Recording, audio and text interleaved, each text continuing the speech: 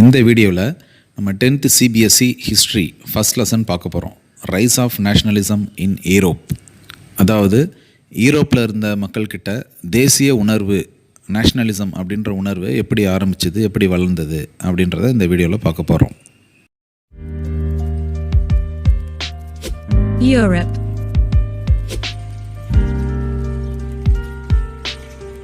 Europe has 50 countries.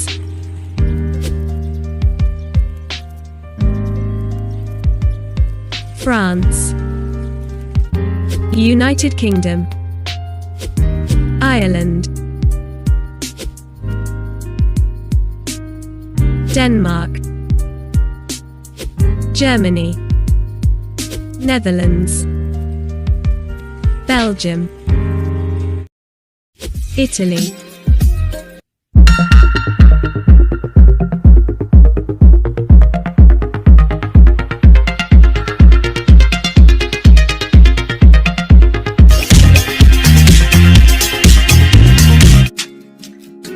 Russia, Turkey,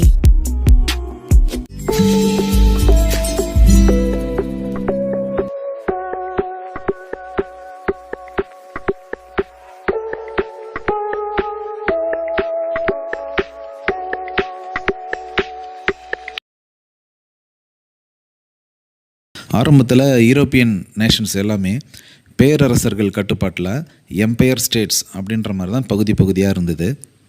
இந்த நேஷ்னலிசம்ன்ற feeling வந்ததுக்கப்புறம் எல்லோரும் நேஷன் ஸ்டேட், அதாவது ஒரு கான்ஸ்டியூஷன் இருக்கிற நாடு, மக்களாட்சி இருக்கிற நாடு அப்படின்ற நிலைமையை நோக்கி கொஞ்சம் கொஞ்சமாக நகர ஆரம்பிச்சுது. இதை பற்றி தான் இந்த லெசனில் டிஸ்கஸ் பண்ணியிருக்காங்க. ஸோ இந்த லெசன் ஸ்டார்ட் பண்ணும்பொழுது ஒரு ஃப்ரெஞ்சு ஆர்டிஸ்ட் வரைஞ்ச ஒரு பெயிண்டிங்கை பற்றி டிஸ்கிரைப் பண்ணியிருப்பாங்க. இதை வரைஞ்சது ஃப்ரெட்ரிக் ஜோரியோ. இந்த பெயிண்டிங்க்கு பேர் the dream of world wide democratic and republics. இந்த பெயிண்டிங் வரையப்பட்ட காலகட்டம், அதாவது 1848 பார்த்தீங்கன்னா ஃப்ரான்ஸ் வந்து ஒரு கான்ஸ்டியூஷனல் மொனார்ச்சி அப்படின்ற ஒரு ஸ்டேஜுக்கு போயிட்டாங்க. அதாவது அப்போ ஃப்ரான்ஸ் நாட்டில் மன்னரும் இருந்தார், தேர்ந்தெடுக்கப்பட்ட ஒரு பார்லிமெண்ட்டும் இருக்குது, நாட்டுக்குன்னு ஒரு கான்ஸ்டியூஷனும் இருக்குது. ஸோ இதை குறிக்கிற வகையில் இந்த பெயிண்டிங்கில் ஸ்டாச்சு ஆஃப் லிபர்ட்டி இருக்கும், அவங்க கையில் ஒரு டார்ச் இருக்கும், இன்னொரு கையில் அந்த ஹியூமன் ரைட்ஸ் சார்ட்டரை அவங்க ஹோல்டு பண்ண மாதிரி இருக்கும் அந்த பெயிண்டிங்கில். அந்த ஸ்டாச்சு ஆஃப் லிபர்ட்டியை தாண்டி ஃப்ரான்ஸ் நாட்டுக்கூடி போயிட்டுருக்கு, ரீசெண்டாக மூவ் ஆகுது. ஸோ என்ன சொல்ல வராங்கன்னா, இப்போ ரீசெண்டாக நாங்கள் கான்ஸ்டியூஷன் மொனார்ச்சிக்கு மாறிட்டோம். அந்த ட்ரை கலர் ஃப்ளாக் பக்கத்தில் இருக்குங்க இல்லையா, இந்த ரெட், ப்ளூ, ஒயிட் அந்த கலரில். ஸோ ஃப்ரான்ஸ் ரீசெண்டாக மாறிட்டாங்க. அதை தாண்டி ஆல்ரெடி பார்த்திங்கன்னா அமெரிக்கா கூடயும் சுவிட்சர்லாந்து கூடயும் தூரத்தில் ஆல்ரெடி கிராஸ் பண்ணி போயிடுச்சு. ஸோ ஃப்ரான்ஸுக்கு முன்னாடி அவங்க வந்து கான்ஸ்டியூஷனை மேக் பண்ணிட்டாங்க. அடுத்த நாடுகள்லாம் வரிசையாக கான்ஸ்டியூஷனை நோக்கி ஒவ்வொருத்தவங்களாக வராங்க. ஸோ இந்த லிபர்ட்டி ஆஃப் ஸ்டாச்சுவை தாண்டிட்டாங்கன்னா அந்த நாடு வந்து மன்னராட்சியிலேருந்து விடுபட்டு ஒரு மக்களாட்சிக்கு நோக்கி போயிட்டுருக்கு அப்படின்ற மாதிரி இந்த பிக்சர் அவர் டிசைன் பண்ணி வரைஞ்சிருந்தார், ஃப்ரெட்ரிக் ஜோரியோ. அந்த ஸ்டாச்சுவை கிராஸ் பண்ணி போகிற இடத்துல பார்த்திங்கன்னா நிறைய கிரீடங்கள்லாம் உடைக்கப்பட்ட மாதிரி கிடக்குது. த ப்ரோக்கன் வேஸ்ட் ஆஃப் மொனார்ச்சி அப்படின்னு அங்கே எழுதியிருப்பாங்க. ஸோ எதுக்காக அப்படி வரைஞ்சிருக்காங்கன்னா, மக்கள்லாம் மன்னராட்சியை வந்து வீழ்த்திட்டு அடித்து நொறுக்கிட்டு மக்களாட்சியை நோக்கி போகிறாங்க அப்படின்ற மாதிரி இந்த பெயிண்டிங் அந்த ஐடியாவை கொடுக்குது. ஸோ இந்த மாதிரி நேஷ்னலிசம்ன்ற ஃபீலிங்கை பெயிண்டிங், ஆர்ட்ஸு, ட்ராமா, மியூசிக் இப்படி பல வகையில் மக்கள்கிட்ட கொண்டு போய் சேர்த்தாங்க. அதுக்கு ஒரு எக்ஸாம்பிள் தான் இந்த ஃப்ரெட்ரிக் ஜோரியோ வரைஞ்ச இந்த பெயிண்டிங். ஸோ இப்படி நேஷ்னலிசம்ன்ற ஃபீலிங் ஈரோப்பில் மக்கள்கிட்ட எப்படியெல்லாம் வளர்ந்துச்சு, நேஷ்னலிசம்ன்ற கான்செப்டால் என்னென்ன சேஞ்சஸ் ஈரோப்பில் வந்தது, இந்த எம்பையர் ஸ்டேட்ஸ் எல்லாம் நேஷன் ஸ்டேட்ஸாக மாற்றுறதுக்கு, நேஷ்னலிசமை மக்கள்கிட்ட கொண்டு போகிறதுக்கு என்னென்ன போராட்டங்கள்லாம் நடைபெற்றது, இந்த புரட்சி போராட்டங்கள் மூலமாக ஈரோப்பில் எப்படி மன்னராட்சி ஒரு முடிவுக்கு வந்தது, மன்னராட்சி முடிஞ்சதும் எப்படி நேஷன் ஸ்டேட்ஸ்லாம் உருவாச்சு அப்படின்றத எல்லா விஷயத்தையும் இந்த லெசனில் டீட்டெயிலாக டிஸ்கஸ் பண்ணியிருக்காங்க. அதை நம்ம ஒன்று ஒன்றா பார்க்கலாம். இந்த லெசனில் ஃபஸ்ட்டு டிஸ்கஸ் பண்ணியிருக்கிற விஷயம் என்ன அப்படின்னா, the French revolution and the idea of nation. Nationalism, அதாவது நாடுன்ற கான்செப்டே இந்த ஃப்ரெஞ்ச் ரெவல்யூஷன் பீரியடில் தான் ஆரம்பிச்சிது. 1789க்கு முன்னாடி ஃப்ரான்ஸில் மன்னராட்சி தான் இருந்தது. இந்த பீரியடில் மக்கள் எல்லாம் ரொம்ப கஷ்டப்பட்டாங்க, மன்னரை எதிர்த்து போராட்டம் பண்ணாங்க. இது எல்லாத்தையும் நம்ம 9th ஃப்ரெஞ்ச் ரெவல்யூஷனில் டீட்டெயிலாக பார்த்துருப்போம். அந்த ஃப்ரெஞ்ச் ரெவல்யூஷன் டைமில் ஃப்ரான்ஸில் என்னென்ன முக்கியமான சேஞ்சஸ் நடந்தது அப்படின்றத கொஞ்சம் சுருக்கமாக இங்கே பார்க்கலாம். ஃபஸ்ட்டு மன்னர்கிட்ட இருந்த அதிகாரம் மக்கள் கைக்கு வருது. ஃப்ரான்ஸ் நாட்டுக்குன்னு ஒரு தேசிய கொடி அறிமுகப்படுத்துகிறாங்க. ப்ளூ, ஒயிட், ரெட் இந்த கலரில். ஃப்ரெஞ்சு லாங்குவேஜை தேசிய மொழியாக அறிவிக்கிறாங்க. ஃப்ரெஞ்சுக்குன்னு ஒரு தேசிய கீதம் அதை அறிவிக்கிறாங்க. எஸ்டேட்ஸ் ஜென்ரல் அப்படின்ற அந்த சட்டம் இயற்றக்கூடிய அமைப்பு அதெல்லாம் மாற்றிட்டு நேஷ்னல் அசம்பிளின்ற மாதிரி மாற்றிட்டாங்க. அப்புறம் கஸ்டம்ஸ் டியூட்டி, நாட்டுக்குள்ளேயே நம்ம கட்ட வேண்டிய சுங்க வரிகள், கலால் வரி இது எல்லாத்தையுமே வந்து மொத்தமாக ஒழிச்சிட்டாங்க. இந்த மாதிரி பல மாற்றங்கள் ஃப்ரெஞ்சு ரெவல்யூஷன் பீரியடில் மிக முக்கியமாக ஏற்பட்டது. ஸோ இந்த மாற்றங்கள் மூலமாக ஃப்ரான்ஸுன்றது ஒரே நாடு, அது வந்து பல பகுதிகள் கொண்ட ஒரு பேரரசு கிடையாது. ஒவ்வொரு பகுதிக்கும் ஒரு ராஜா இருக்கிற பேரரசு மாதிரியான அமைப்பு இல்லை. அது ஒரே நாடு, ஒரே கொடி, ஒரே மொழி அப்படின்ற நேஷன் ஸ்டேட்ன்ற அந்தஸ்தை நோக்கி ஃப்ரெஞ்சு ரெவல்யூஷன் இருந்தது. ஸோ ஃப்ரான்ஸில் ஏற்பட்ட இந்த மாற்றங்கள் கொஞ்சம் கொஞ்சமாக யூரோப்புடைய மற்ற நாடுகளுக்கும் பரவுது. ஃப்ரெஞ்சு ரெவல்யூஷன்லாம் முடிஞ்சதுக்கப்புறம் ஃப்ரான்ஸில் மன்னராக இருந்த நெப்போலியன் பொனாபர்ட் அவர் தன்னுடைய ஃப்ரெஞ்சு ஆர்மி உதவியோட யூரோப்பில் இருக்க பல நாடுகளை கைப்பற்றுறாரு. நெப்போலியன் கைப்பற்றின எல்லா நாடுகள்லேயும் அவர் உருவாக்கின ஒரு சட்டமான நெப்போலியன் கோட், அதாவது சிவில் கோட் ஆஃப் 1804 அப்படின்னு சொல்லுவாங்க, அந்த சட்டத்தை அவர் அமல்படுத்துகிறாரு. அந்த சிவில் கோட் ஆஃப் 1804 நெப்போலியன் கோடில் என்ன இருக்குது அப்படின்றத பார்த்துடலாம். இது ஒரு முக்கியமான கொஷினாக கேட்பாங்க. அதில் சொல்லப்பட்ட முதல் விஷயம் ஈக்குவாலிட்டி பிஃபோர் லா. அதுக்கு முன்னாடி சர்ச்சு, நோபல்ஸு, காமன்ஸ் அப்படின்ட்டு பல பிரிவாக மக்கள் இருந்தாங்க. இப்போ அதில் யாருக்கும் சுப்பீரியர் கிடையாது, எல்லாருமே ஈக்குவல் தான் அப்படின்றது தான் சட்டத்துடைய முதல் நல்ல விஷயம். நெக்ஸ்ட்டு மக்களுக்கு ரைட் டு ப்ராப்பர்ட்டி, சொத்து சேர்க்கக்கூடிய உரிமை கிடைச்சிது. அதுக்கு முன்னாடி மன்னர் குடும்பத்தை சேர்ந்தவங்களுக்கும் நிலம் வச்சுருக்கிற பண்ணையார்களுக்கும் தான் அந்த உரிமை இருந்தது. இந்த சிவில் கோட் ஆஃப் 1804 இன்னொரு முக்கியமான விஷயம், நிலப்பிரபு முறை, இந்த ஃபியூடல் சிஸ்டத்தை நெப்போலியன் ஒழிச்சிட்டார். அதாவது பண்ணையார்களுக்கு சொந்தமாக நிலம் இருக்கும், அவங்க வந்து ஒரு புரோக்கர் மாதிரி வச்சு நிலத்தை பார்த்துக்க சொல்லுவாங்க. அந்த புரோக்கர் விவசாயிகளை வேலை வாங்கி டேக்ஸை கலெக்ட் பண்ணி மறுபடியும் இந்த பண்ணையாருக்கு கொடுப்பார். ஸோ இந்த மாதிரி ஒரு ஃபியூடல் சிஸ்டத்தை ஒழிச்சிட்டார் நெப்போலியன். அப்புறம் டிரான்ஸ்போர்ட் அண்ட் கம்யூனிகேஷன் இதெல்லாம் வந்து கொஞ்சம் கொஞ்சமாக இம்ப்ரூவ் பண்ணுறாங்க. முக்கியமாக ரயில்வே நெட்வொர்க் நிறையா ஏற்படுத்துகிறாங்க, ரோட்ஸ் ஃபெசிலிட்டிஸ், அப்புறம் பிரிண்டிங் ப்ரெஸ், பத்திரிகை துறை வந்து அவர் பீரியடில் வேகமாக வளருது. பிரிண்டிங் ப்ரெஸ் நாடுகளில் பல இடத்துல வைக்கிறதுனால மக்களுக்கு தகவல்கள் உடனுக்குடனே போய் சேருது. டிரான்ஸ்போர்ட் இருக்கிறதுனால பொருட்களும் உடனே போய் சேருது. அடுத்து யூரோப் ஃபுல்லாகவே ஒரே வகையான அளவீடுகளை அவர் கொண்டு வராரு. இந்த மீட்டர், கிலோகிராம், லிட்டர் இந்த மாதிரி மெட்ரிக் சிஸ்டம் இப்போ நம்ம ஃபாலோ பண்ணுறோம் இல்லையா, அந்த மெட்ரிக் சிஸ்டம் எல்லாத்தையும் யூரோப் ஃபுல்லாக ஒரே மாதிரி இருக்கணுன்ட்டு இன்ட்ரொடியூஸ் பண்ணது அந்த பீரியடில் தான். இது எல்லாமே நெப்போலியனுடைய அந்த சிவில் கோடில் இருக்குது. நெக்ஸ்ட்டு பார்த்திங்கன்னா பிஸ்னஸ்மேன்லாம் கட்ட வேண்டிய பல வரிகளை அவர் நீக்கிட்டார். ஸோ பிஸ்னஸ் நல்லா நடக்குது, மக்கள் ஈக்குவாலிட்டி அனுபவிக்கிறாங்க, ஃப்ரீடம் ஆஃப் ப்ரெஸ் இருக்குது. இந்த நெப்போலியனிக் கோடை வந்து மக்கள் ரொம்பவே வரவேற்கிறாங்க. இவர் பல நாடுகளை கைப்பற்றுறதுனால யூரோப் ஃபுல்லாகவே இந்த நெப்போலியனிக் கோட் நல்ல வரவேற்பை பெற்றிருந்தது. ஸோ இந்த நெப்போலியனிக் கோடுக்கிட்ட மக்கள்கிட்ட நல்ல சப்போர்ட் இருந்ததுனால அவர் எங்கெங்கெல்லாம் புதுசாக மிலிட்ரியை கொண்டு போய் நாடு பிடிக்கிறாரோ அங்கெல்லாம் ஃப்ரெஞ்சு ஆர்மியை மக்கள் வரவேற்கிறாங்க. For example Belgium, Switzerland, Holland இந்த மாதிரி நாடுகள்லாம் நெப்போலியன் ஆர்மியை பார்த்ததும் அந்த நாட்டு மக்கள் அவருக்கு தங்களுடைய சப்போர்ட்டை கொடுத்து தங்கள் நாட்டு மன்னராட்சிக்கு எதிராக அவங்க திரும்புகிறாங்க. இப்படி யூரோப் முழுக்க ஹீரோவாக பார்க்கப்பட்ட நெப்போலியன் அவருடைய வாழ்க்கை வரலாறு ஒரு படமாக வந்திருக்கு. அந்த படத்துலேருந்து ஒரு சில காட்சிகளை இங்கே நம்ம பார்க்கலாம். No doubt you've seen the chaos in the streets. We must make an example or France will fall. What would you do if this assignment of defense was transferred to you?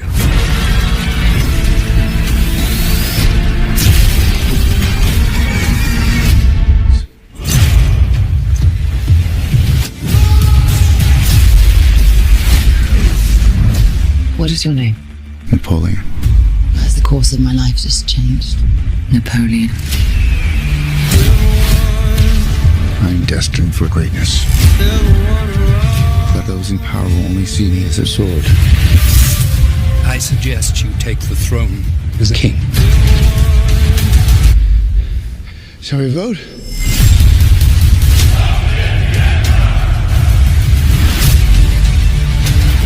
This vermin has held the world hostage. All of Europe is uniting forces against me. Your Majesty, we are discovered. Good. Guys!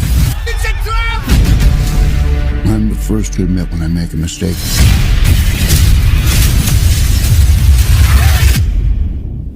I simply never do.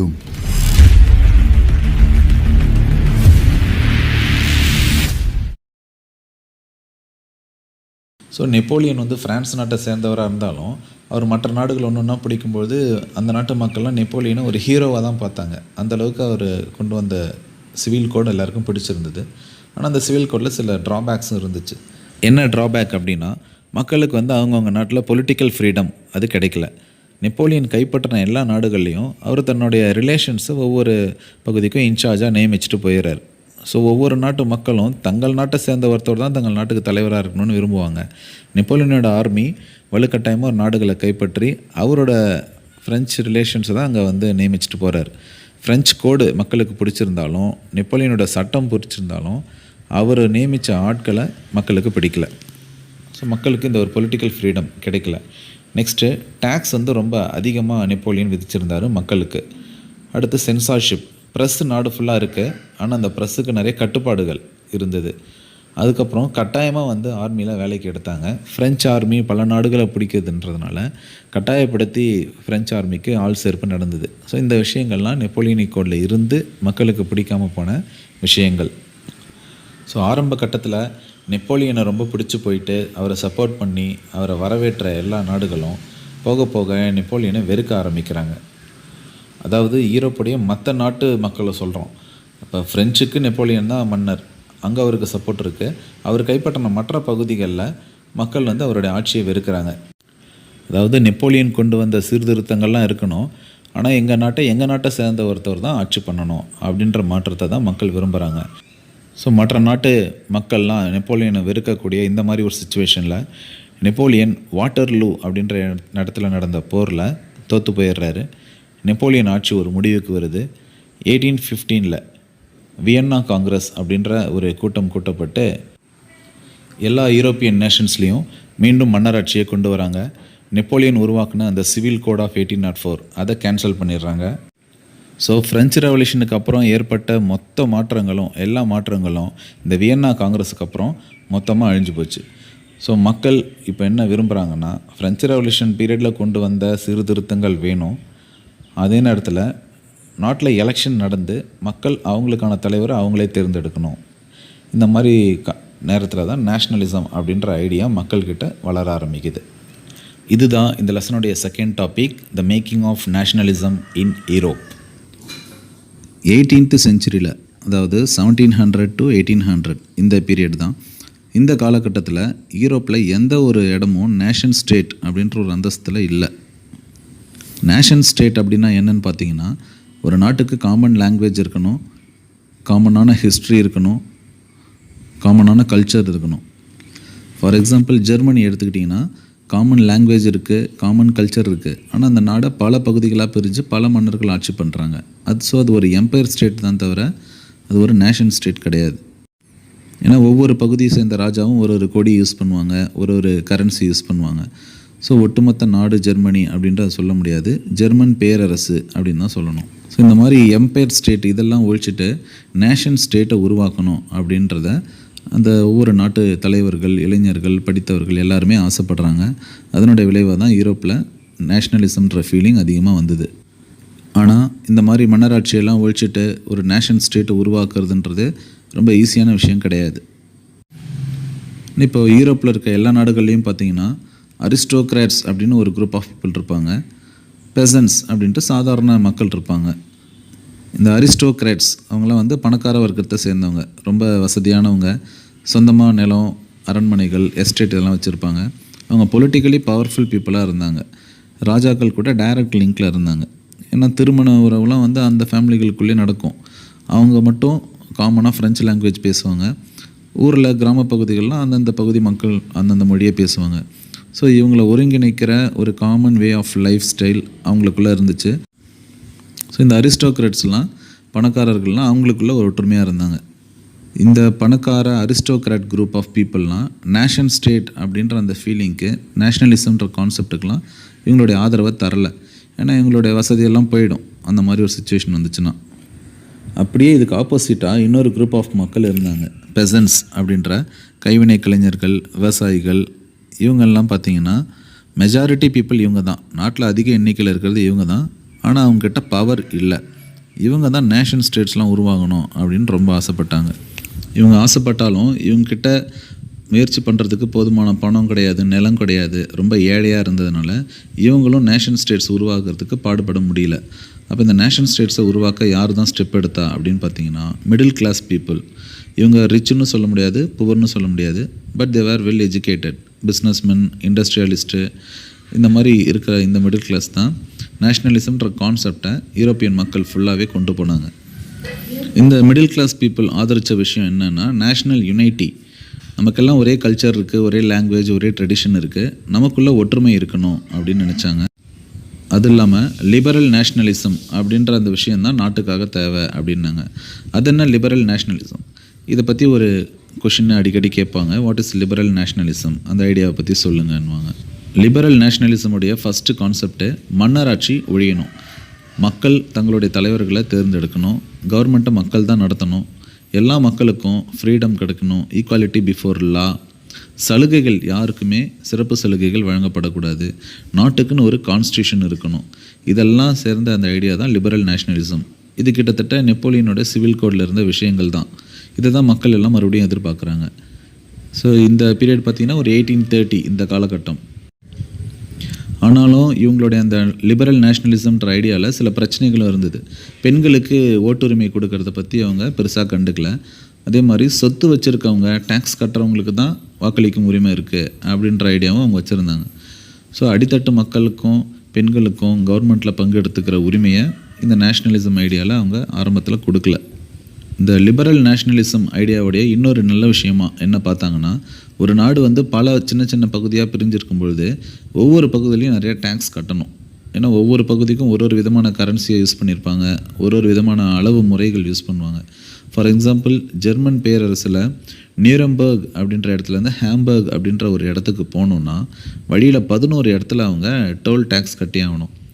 ஒவ்வொரு இடத்துலையும் ஒரு 5% டேக்ஸை கட்டணும். ஒவ்வொன்றும் ஒரு ஒரு விதமான கரன்சியில், அந்தந்த மன்னர்களுக்கான கரன்சியில் கட்டணும். ஸோ அந்த பொருளுடைய மதிப்பை விட கட்ட வேண்டிய டேக்ஸ் பணம் ரொம்ப அதிகமாக இருக்குது. அது இல்லாமல் ஒவ்வொரு இடத்துலையும் அந்த பொருளை ஒவ்வொரு அளவு முறைகள்லாம் அளப்பாங்க. ஒரு இடத்துல யார்டுன்னுவாங்க, ஒரு இடத்துல பவுண்டுன்னுவாங்க. ஸோ அளவு முறைகள் மாறுது, கரன்சி மாறுது. இதெல்லாம் போகணுன்னா ஒரே நாடாக இருக்கணும், நேஷன் ஸ்டேட்டாக இருக்கணும் அப்படின்ற ஐடியாவை தான் இந்த மிடில் கிளாஸ் பீப்புள் ஆதரித்தாங்க. ஸோ இந்த மாதிரி டேக்ஸ் கட்டுற விஷயத்தில் பிஸ்னஸ்மேனுக்கெலாம் இருக்கிற கஷ்டத்தை சரி பண்ணணுன்றதுக்காக 1834 கஸ்டம்ஸ் யூனியன், அதாவது ஜால்வரைன் அப்படின்ற ஒரு அமைப்பை ஏற்படுத்தினாங்க. இது ஆரம்பித்தது பார்த்திங்கன்னா ஜெர்மன் ஃபெடரேஷனில் இருந்த முக்கியமான பகுதியான ப்ரஷ்யா. ஜெர்மன் பேரரசில் அப்போ 39 பகுதி இருந்தது, அதில் இது முக்கியமான பகுதி. இவங்க வந்து இந்த கஸ்டம்ஸில் இருந்த பலவிதமான டேக்ஸ் எல்லாத்தையுமே அபாலிஷ் பண்ணிடுறாங்க. ஜெர்மன் பேரரசில் இருந்த கரன்சியோட எண்ணிக்கை, ஒவ்வொரு பகுதிக்கும் ஒரு கரன்சி இருந்தது, அது எல்லாத்தையுமே கொஞ்சம் கொஞ்சமாக ஒழிச்சிட்டு 30 வகையான கரன்சியை ஒழிச்சிட்டு நாட்டில் 2 கரன்சி தான் அப்படின்றத இன்ட்ரடியூஸ் பண்ணுறாங்க. மேபி நார்த் சைடுக்கு ஒரு கரன்சி, சவுத் சைடுக்கு ஒன்று அப்படி இருக்கலாம்.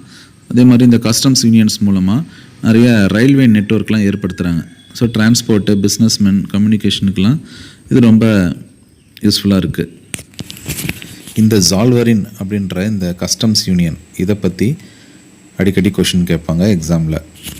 ஸோ இதுலேருந்து என்ன தெரியுதுன்னா, ஒரு நாடு பல பகுதியாக பிரிஞ்சிருக்கும்பொழுது நிறைய பிரச்சனைகள்லாம் இருக்கும். ஒரே பகுதியாக சேர்ந்து இருக்கும்பொழுது எல்லா வேலையும் ரொம்ப சிம்பிளாக நடக்கும். இதுதான் வந்து நேஷ்னலிசம் அதனுடைய பெனிஃபிட்டு. அதனால தான் நேஷனல் ஸ்டேட்ஸ் உருவாகிறதுக்கு அந்த மிடில் கிளாஸ் பீப்புளெலாம் பாடுபடுறாங்க.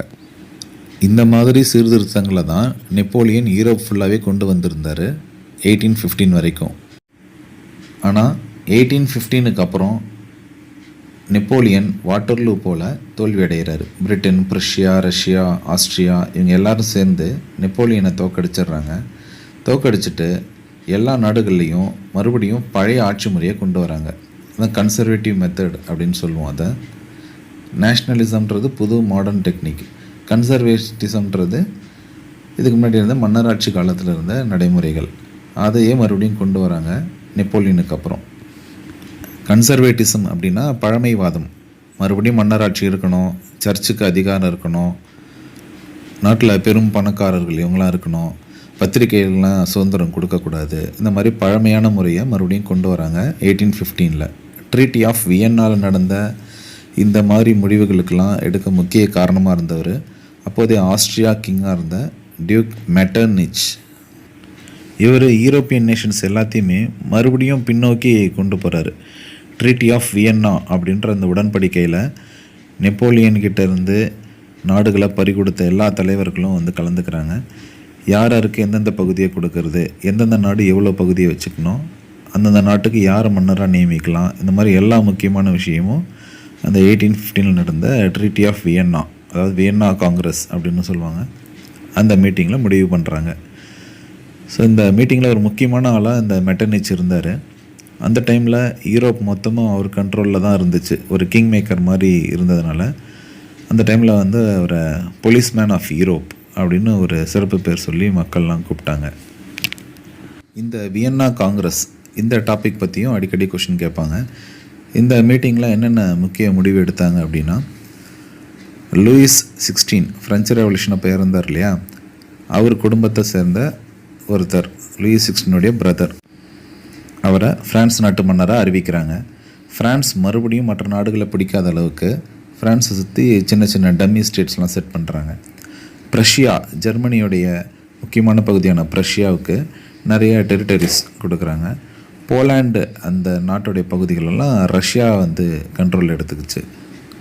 ஸோ இப்படி இந்த வியன்னா காங்கிரஸில் பல மாற்றங்கள் நடந்து மறுபடியும் யூரோப் பழைய நிலைமைக்கே போயிடுச்சு. ஸோ யூரோப்பில் இருந்த எல்லா மக்களுக்கும் இப்போ ரொம்ப அப்செட்டில் இருக்காங்க. நெப்போலியன் உண்டாக்குன சீர்திருத்தங்கள் எல்லாமே போயிடுச்சு. அது இல்லாமல் மறுபடியும் மன்னராட்சியே வந்துடுச்சு. இது பிடிக்காத இளைஞர்கள், படித்தவர்கள் எல்லாம் புரட்சியில் இறங்கிறதுக்கு தயாராகிட்டாங்க. ஸோ வியன்னா காங்கிரஸ்க்கு அப்புறம் 1830 1848 வரைக்கும் யூரோப் முழுக்கவே நிறைய நாடுகளில் அங்கங்கே புரட்சி நடந்தது. ஸோ இது ஏஜ் ஆஃப் ரெவல்யூஷன், புரட்சி காலம் அப்படின்னு சொல்லலாம். அதை பற்றி தான் இப்போ நம்ம பார்க்க போகிறோம். மறுபடியும் யூரோப் முழுக்க மன்னராட்சி வந்ததால் இந்த மாதிரி புரட்சி பண்ணுறவங்களுக்கெல்லாம் தடை விதித்து ஜெயிலில் போட இருந்தாங்க.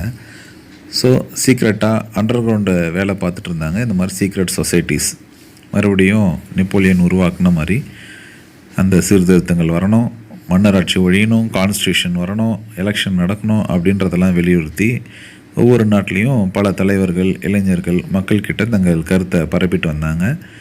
இது எல்லாமே வந்து இல்லீகலாக, ரகசியமாக பல குழுக்கள் செஞ்சுட்டு வந்தாங்க. அந்த மாதிரி செயல்பட்ட ஒரு குழுவுடைய தலைவர் தான் காசிபி மாசினி. இட்டாலியில் பிறந்த இந்த Mazzini young Europe, young Italy இந்த மாதிரி சீக்ரெட் சொசைட்டிஸ்லாம் உருவாக்கி நேஷ்னலிசம் யூரோப் ஃபுல்லாக ஸ்ப்ரெட் ஆகிறதுக்கு முக்கிய காரணமாக இருந்தார்.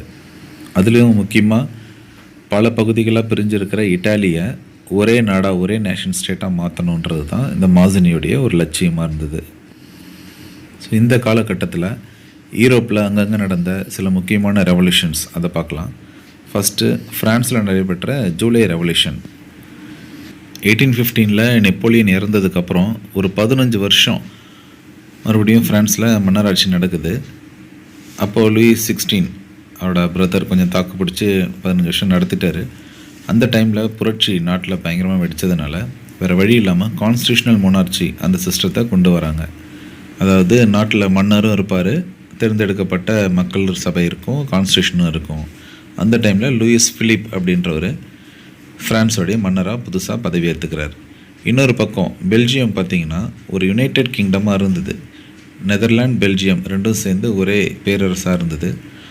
பெல்ஜியமில் நடந்த புரட்சியால் அந்த யுனைடெட் கிங்டம்லேருந்து பெல்ஜியம் பிரிஞ்சு தனி நாடாக மாறிடுச்சு. இப்போ இது ஒரு புரட்சி காலத்தில் ஏற்பட்ட இன்னொரு முக்கியமான மாற்றம். ஸோ ஃப்ரான்ஸில் ஃபஸ்ட்டு நடந்த புரட்சி அதனுடைய பக்கத்து நாடான பெல்ஜியம் அங்கேயும் நடந்து அங்கேயும் ஒரு தனி நாடு உருவாக காரணமாக இருக்குது. ஸோ இதை தான் வந்து மெட்டர்னிச் சொல்வார், ஃப்ரான்ஸில் ஒரு விஷயம் ஆரம்பிச்சதுன்னா அதோட யூரோப் முழுதும் பரவிடும். when France sneezes the rest of the Europe catches cold அப்படின்ற மாதிரி அவர் சொல்லுவார். ஸோ இதே மாதிரி இந்த காலகட்டத்தில் யூரோப்பில் இருந்த கிரீஸ் அங்கேயும் ஒரு புரட்சி நடக்குது. இப்போ இந்த கிரீஸ் பார்த்திங்கன்னா யூரோப்பில் இருக்க எல்லா நேஷன்ஸுக்கும் அதுதான் பூர்வீகம். அந்த கிரேக்க நாகரிகம் தான் யூரோப் ஃபுல்லாக பரவி இருக்கு அப்படின்னு சொல்லலாம். மாவீரன் அலெக்சாண்டர் வாழ்ந்த அந்த கிரீஸு சுதந்திரத்துக்காக போராடிட்டு இருந்துச்சு ஒட்டமன் எம்பையர் கிட்ட. இந்த ஈஸ்டர்ன் யூரோப்பில் கிரீஸு அதை சுற்றி இருக்க செர்பியா, போஸ்னியா இந்த மாதிரி பல சின்ன சின்ன நாடுகள் ஒட்டமன் எம்பையரில் ஒரு பகுதியாக இருந்தது. ஆனால் இந்த ஒட்டமன் எம்பையர்லேருந்து இவங்கெல்லாம் பல போராட்டங்கள், புரட்சிகளுக்கு அப்புறம் கொஞ்சம் கொஞ்சமாக பிரிஞ்சு வர ஆரம்பிக்கிறாங்க. அப்படி முதல்ல பிரிஞ்சு வந்த நாடு தான் கிரீஸ். ஸோ எல்லா யூரோப்பியன் நேஷன்ஸும் கிரீஸில் நடந்த இந்த ரெவல்யூஷனுக்கு சப்போர்ட் பண்ணி கிரீஸ் ஒட்டமன் எம்பையர்லேருந்து பிரிஞ்சு வர்றதுக்கு கொஞ்சம் ஹெல்ப் பண்ணுறாங்க. ஸோ இங்கே அவங்கவுங்க நாட்டில் நடந்த புரட்சியை அந்தந்த மன்னர்கள் ஆதரிக்கலை. ஆனால் கிரீஸில் நடந்த புரட்சியை எல்லாரும் சப்போர்ட் பண்ணி கிரீஸ் இண்டிபெண்டன்ஸ் வாங்குறதுக்கு காரணமாக இருந்தாங்க. ஸோ ஒரு வழியாக கிரீஸ் இண்டிபெண்டன்ஸ் வாங்குச்சு. இது வந்து ட்ரீட்டி ஆஃப் கான்ஸ்டான்டினோப்பிள் அப்படின்னு சொல்லுவாங்க. டர்க்கியோடைய கேபிட்டல் அந்த கான்ஸ்டான்டினோப்பிள். அங்கே சைனான உடன்படிக்கையின்படி 1931 கிரீஸ் ஒரு சுதந்திர நாடாக மாறுது. இப்படி இந்த ஏஜ் ஆஃப் ரெவல்யூஷன் பீரியடில் பல நாடுகளில் புரட்சிக்கு காரணமாக இருந்த எஜுகேட்டட் மிடில் கிளாஸ் இவங்க மக்கள்கிட்ட ஒரு ரொமான்டிக் இமேஜினேஷன், நேஷ்னல் ஃபீலிங் ஏற்படுத்துகிறாங்க. இதுக்கு பேர் தான் ரொமான்டிசிசம் அப்படின்னு சொல்லுவாங்க.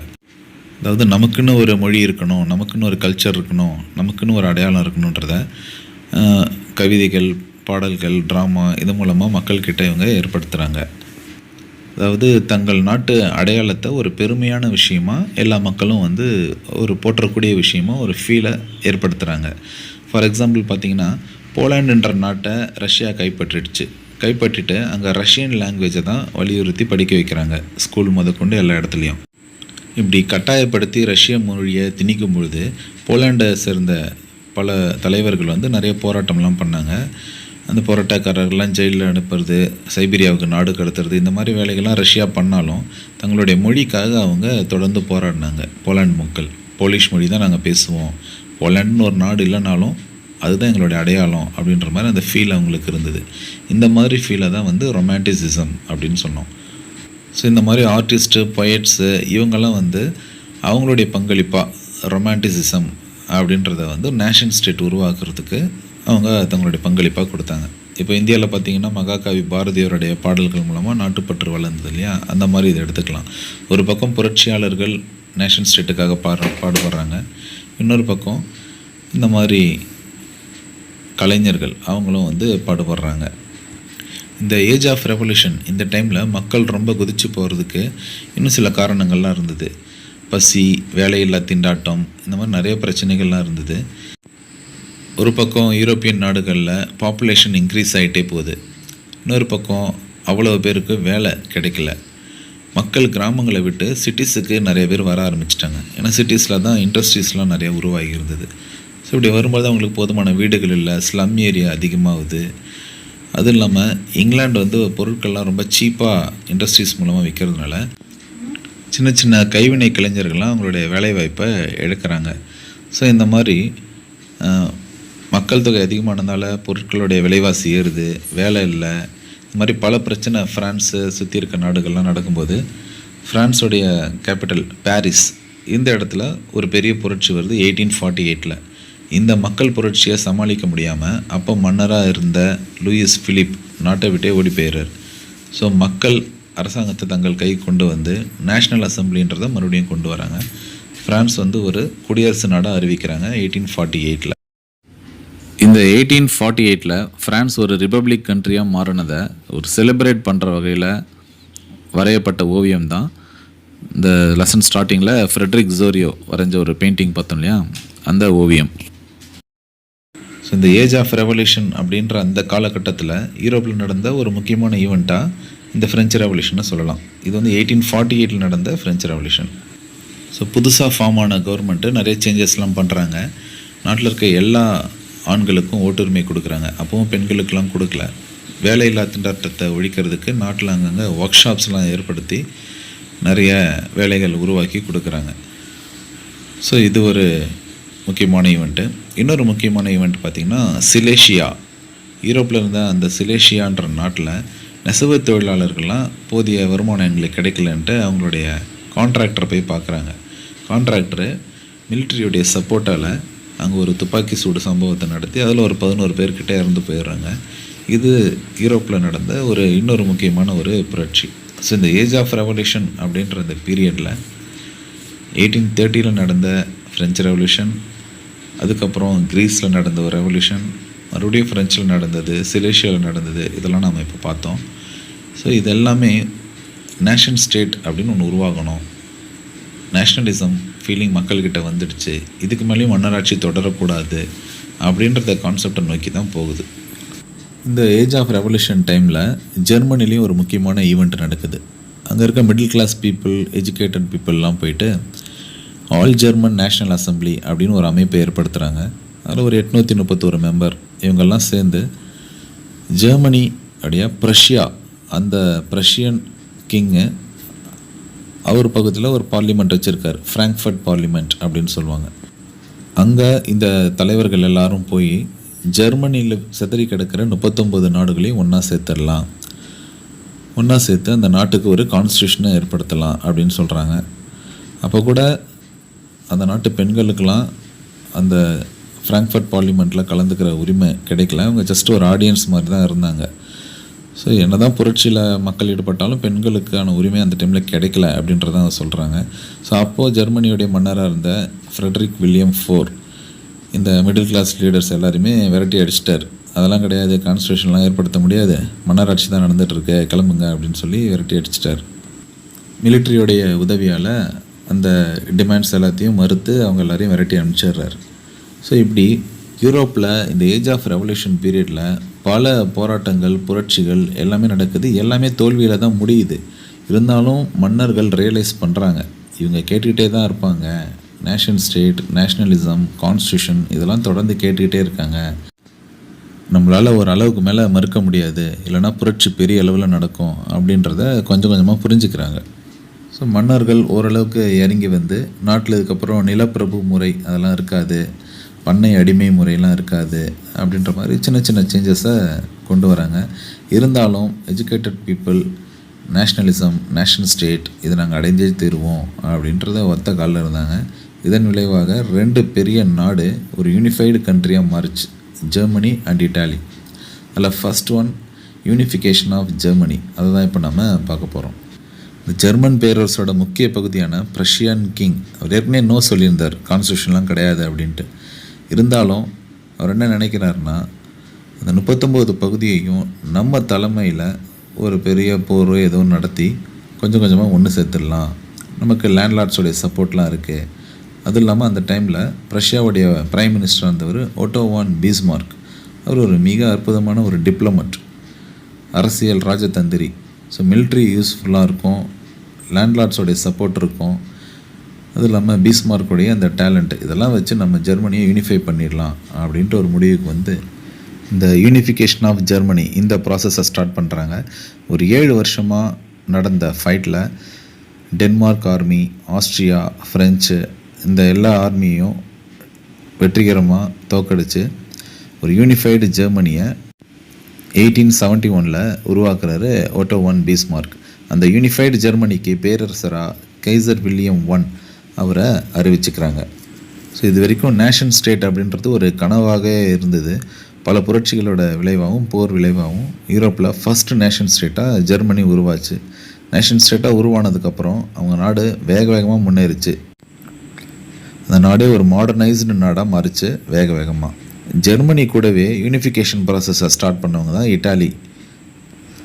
இட்டாலியில் மாசினி ஏற்கனவே யூனிஃபிகேஷன் அப்படின்ற அந்த விஷயத்தை மக்கள்கிட்ட நல்லா பரப்பியிருந்தார். இட்டாலி பார்த்திங்கன்னா ஒரு 7 பகுதியாக பிரிஞ்சிருக்கிற நாடு. நார்த் சைடில் சார்டினியா, பீட்மண்ட் இந்த 2 பகுதிக்கும் கிங் விக்டர் இமானுவேல் II அவர் தான் ராஜாவாக இருந்தார்.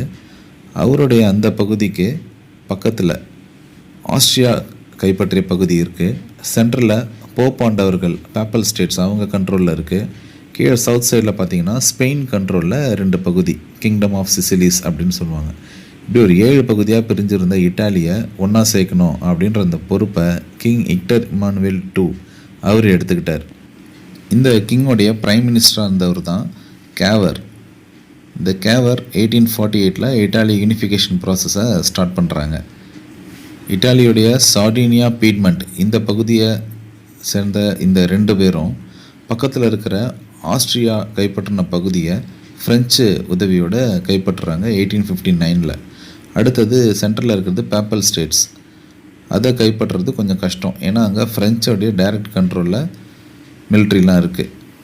ஸோ சவுத் சைட்லேருந்து வரலாம் அப்படின்னு சொல்லிட்டு கரிபால்டி அப்படின்ற ஒரு புரட்சியாளர் ஒரு 1000 பேரை திரட்டிக்கிட்டு இட்டாலியோடைய சவுத் சைடில் தன்னுடைய ரெட் ஷர்ட்ஸ் அப்படின்ற ஆர்மியோட நுழையிறாரு. ஸோ ஆரம்பத்தில் 1000 பேர் அவர் கூட இருந்தாங்க. போக போக ஒரு 30,000 பேர்கிட்ட வந்து இத்தாலியோட சவுத் சைட் ஃபுல்லாக கரிபால்டி கைப்பற்றிட்டார். ஸோ மேலே நார்த்தில் இமானுவேல், கீழே சவுத்தில் கரிபால்டி, இவங்க 2 பேரும் பேப்பல் ஸ்டேட்ஸ் இந்த பகுதி வரைக்கும் இட்டாலியை யூனிஃபை பண்ணிட்டாங்க. ஆனால் அந்த பேப்பல் ஸ்டேட்ஸ் அந்த ஏரியாவில் ஃப்ரெஞ்சோடைய பலமான ஆர்மி இருக்குது. இந்த காலகட்டத்தில் ஜெர்மனிக்கும் ஃப்ரான்ஸுக்கும் போர் நடந்ததுனால இந்த பேப்பல் ஸ்டேட்ஸ் கிட்ட இருந்த ஆர்மியெல்லாம் ஃப்ரான்ஸ் அவசர உதவிக்காக அழைச்சிக்கிட்டாங்க. ஸோ ஃப்ரெஞ்ச் ஆர்மி அங்கே இல்லாதது இவங்க 2 பேருக்கும் வசதியாக போய் மேலேருந்து விக்டர் இமானுவேல், கீழே இருந்து கரிபால்டி, இவங்க டோட்டல் இட்டாலியை ஒரு யூனிஃபைடு நேஷனாக மாற்றிட்டாங்க. ஸோ கரிபால்டி தான் கைப்பற்றிய பகுதிகளை விக்டர் இமானுவேல் II அவர்கிட்ட ஒப்படைச்சிட்டு நீங்களே இந்த நாடை வந்து தலைமையேற்று நடத்துங்க அப்படின்னு சொல்லிட்டு திரும்பி வந்துடுறார். ஸோ இட்டாலி ஒரு யூனிஃபைடு நேஷனாக மாறுது. ஸோ இப்படி ஜெர்மனி, இட்டாலி இவங்களாம் ஒரு யூனிஃபைடு நேஷனாக மாறின மாதிரியே இங்கிலாந்து யுனைடெட் நேஷன் அப்படின்ற ஒரு அமைப்பை ஏற்படுத்தியிருந்தாங்க. இது ஒரு வித்தியாசமான கேஸ்.